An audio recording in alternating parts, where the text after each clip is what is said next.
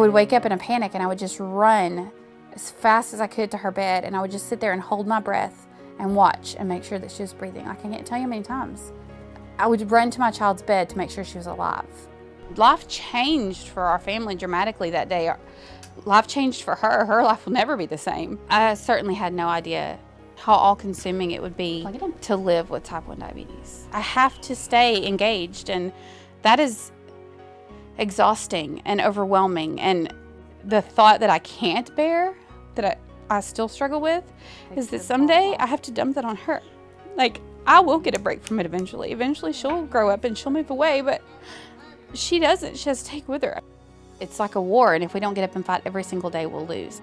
Cases of both type 1 and type 2 diabetes are on the rise. The number of children with diabetes is increasing, and the diabetes community has put out an urgent call for bold new ideas for the cure. We need to check. These diabetic alert dogs, they're able to detect whether blood sugar is too high or too low in children with type 1 diabetes. We think that Ruby is picking up something in Faith's breath.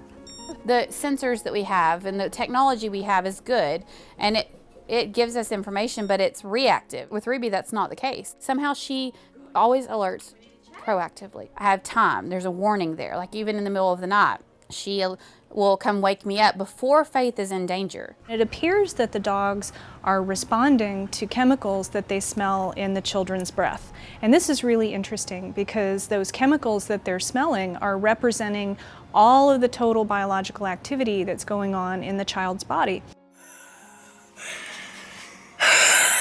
Scientists have been looking at the human breath, but they are not yet able to find what it is that the dogs are detecting. And it's time for a new approach.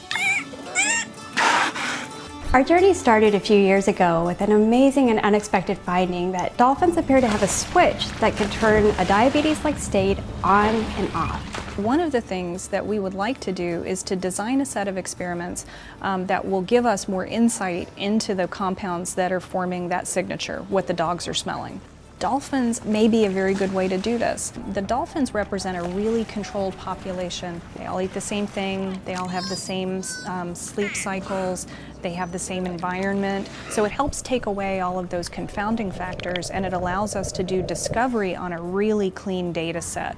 They have tremendous potential for learning about nature and for learning about our own human conditions and our own human diseases.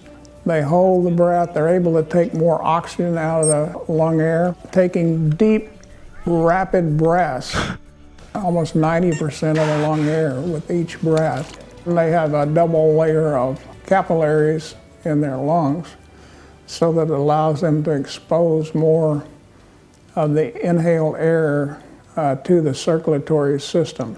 To find out what is in breath, we use mass spectrometry. Mass spectrometry is essentially a scale for weighing molecules, and it allows us to separate different molecules and then measure their mass and then find out what those molecules are. And that's how we determine what's the metabolomic content in breath. This research has a lot of implications, even just beyond the pediatric diabetes monitoring.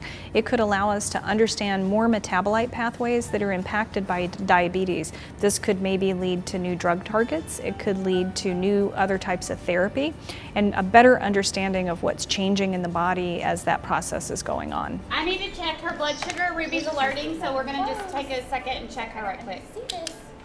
Show me what you do. The gratitude and the emotional bond I feel with Ruby, that she can do things for my child that I cannot.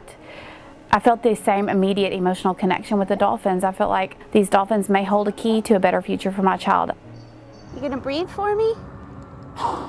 Good job. While we are improving the health of dolphins, we're also discovering exciting, promising new avenues for the cure for diabetes in people. Their heart's in the right place, and they're really excited, and they have great big ideas that they give me hope and get me really excited about what's to come in the future.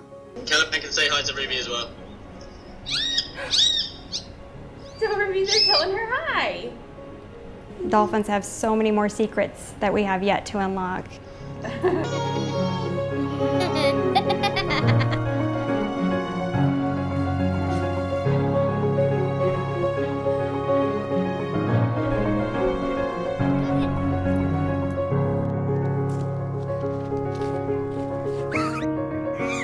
Instead of having to wait for the cure, the National Marine Mammal Foundation, our partners, and our growing number of supporters are jumping in to help Faith and many others like her.